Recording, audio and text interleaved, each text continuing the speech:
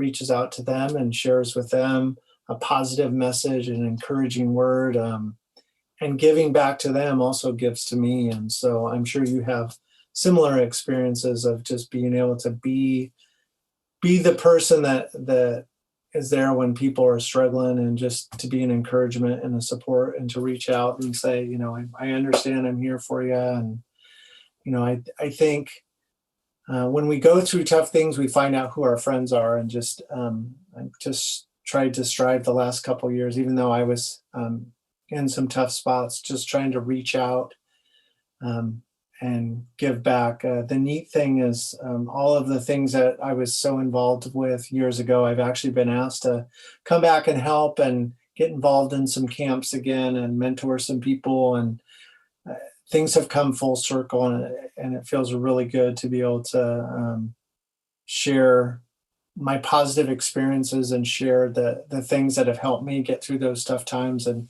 finding that inner strength, right? What makes us strong, and focus on the positive. And I think this is a great time to bring up that PMA, positive mental attitude. And I think that is so powerful, and surrounding yourself with positive people that are uplifting and supportive and hold you accountable. I think that's all a part of, our calling in working with people, whether that's in treatment or in education or just even in the workforce, is being that person. I have a phrase I use working with kids. It's unconditional positive regard. I feel like I'm the person that's going to be there, encouraging them that they can do it and supporting them along the way. And I don't know, I just feel like my life's work has been a calling, and it all goes back to that moment of when these kids who heard me give my testimony saw me drunk, and I just ruined whatever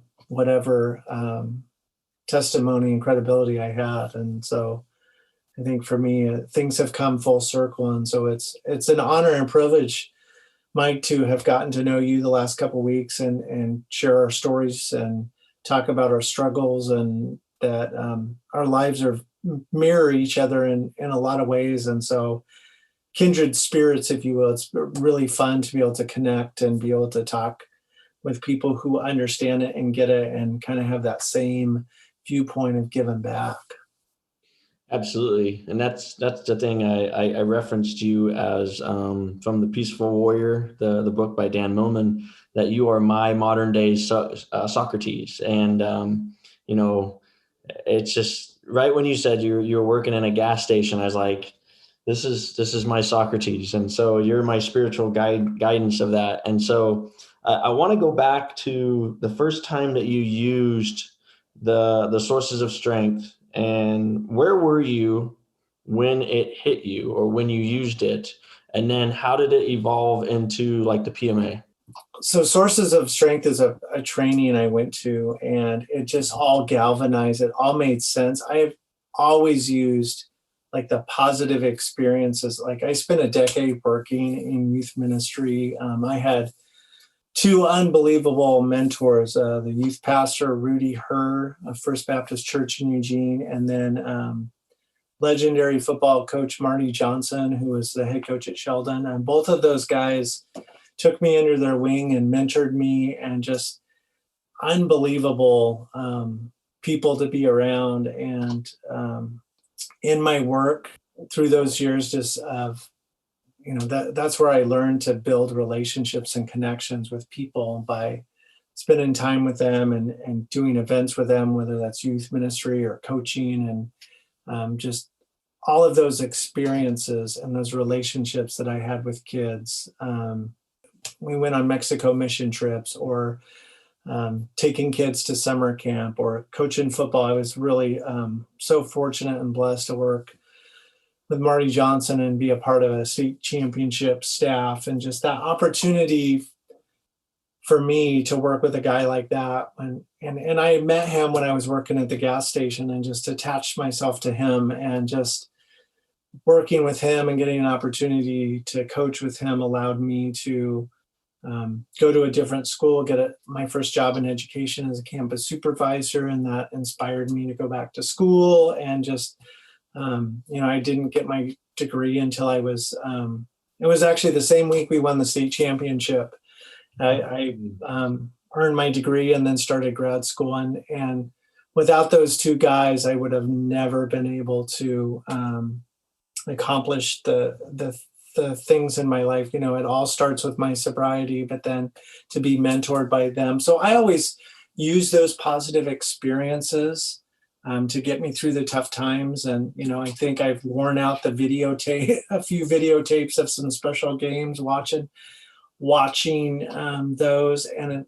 And so I've used all those, but in 2018, I went to a conference sponsored by my school district, and it was this program called Sources of Strength. And it just talked about the wheel and, family support and positive friends and mentor. And it just all clicked for me. And so I had been teaching this class at Crescent Valley, an intervention class for struggling students. And, we would use the wheel and talk about, how to use our sources of strength. And the student I was working with came up with this phrase, PMA, positive mental attitude. And he talked about that. And that, when it comes from a student, I'm always most inspired by students when they come up with things or have some real insight. And we made posters and we put it up, and we always talked about having PMA, positive mental attitude, and always looking for the positive things. And